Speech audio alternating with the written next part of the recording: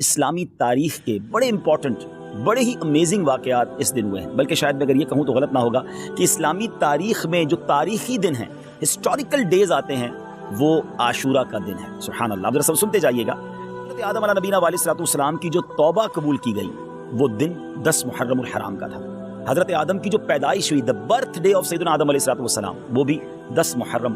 اسی دن انہیں جنت میں بھی داخل کیا گیا۔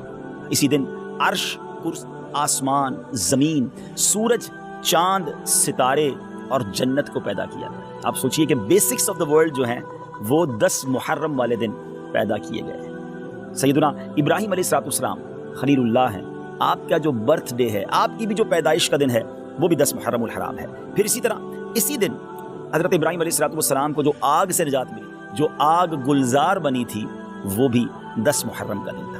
یہی وہ دن تھا جب حضرت موسیٰ علیہ نبینا علیہ السلام اور آپ کی امت کو نجات ملی اور فرعون اپنی قوم سمیت غرق ہوا۔ حضرت سیدنا عیسیٰ روح اللہ علیہ نبینا علیہ السلام کی جو پیدائش ہے وہ بھی 10 محرم الحرام کو، جو حضرت عیسیٰ علیہ السلام کو آسمانوں پر اٹھایا گیا۔ ناظرین، that was also the day of Ashura, وہ بھی دن 10 محرم الحرام کا تھا۔ حضرت نوح علیہ السلام کے زمانے کے طوفان کو کون نہیں جانتا، مگر اس طوفان سے جو فارغ ہونے کے بعد ان کی کشتی کوہ جودی پر ٹھہری تھی، وہ دن بھی 10 محرم الحرام کا تھا۔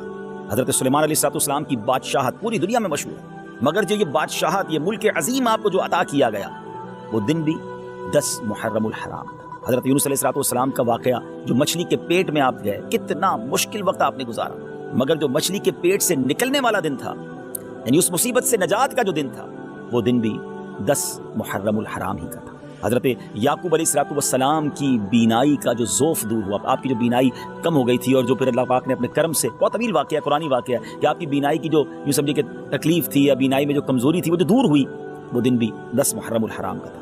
حضرت السلام کی ہسٹری جنہوں نے پڑھی ہے انہیں معلوم ہے کہ آپ کو گہرے کنویں میں ڈال دیا گیا تھا، مگر اس گہرے کنویں سے جو نکالا گیا، وہ دن بھی 10 محرم الحرام کا تھا۔ حضرت ایوب علیہ السلام کے صبر کو، آپ کی تکلیف کو، آپ کی بیماری کو آپ جانتے ہوں گے، آپ نے پڑھا ہوگا کہ ان کے ساتھ کتنی پرابلمز تھی، مگر اس تکلیف کو جو دور کیا گیا، وہ دن بھی 10 محرم الحرام تھا۔ ناظرین، دنیا میں بارش جو ہے وہ ہماری لائف کا سبب ہے۔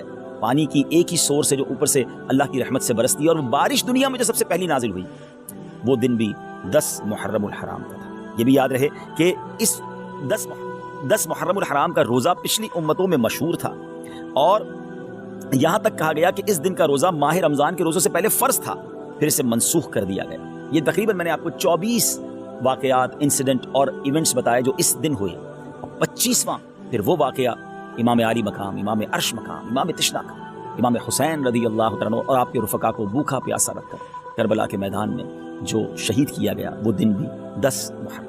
اگر کسی کا ذہن ہو تو وہ سوچے کہ اس دن میں اللہ کی رحمت کو کس قدر پکار سکتا ہوں، کس قدر عبادت کر سکتا ہوں، جو رب حضرت یوسف کو گہرے کنویں سے نکال سکتا ہے، جو حضرت یونس کو مچھلی کے پیٹ سے نکال سکتا ہے، جو حضرت ایوب کی بیماری کو دور کر سکتا ہے، جو حضرت موسیٰ کے لیے عاشورہ کے دن فرعون سے نجات کے لیے دریائے نیل میں راستے نکال سکتا ہے، وہ رب کریم میری مشکلوں کو بھی دور فرما سکتا ہے، وہ رب کریم میرے لیے بھی رحمت کے دروازے کھول سکتا ہے۔ رات اور کل کا دن ہم نے عبادت میں، رب کو پکارنے میں، اس کی بارگاہ میں التجا کرنے میں گزارنا ہے، اور اس کی بارگاہ میں اسی طرح التجائیں کرنی ہیں، تو انشاءاللہ ضرور کرم ہوگا۔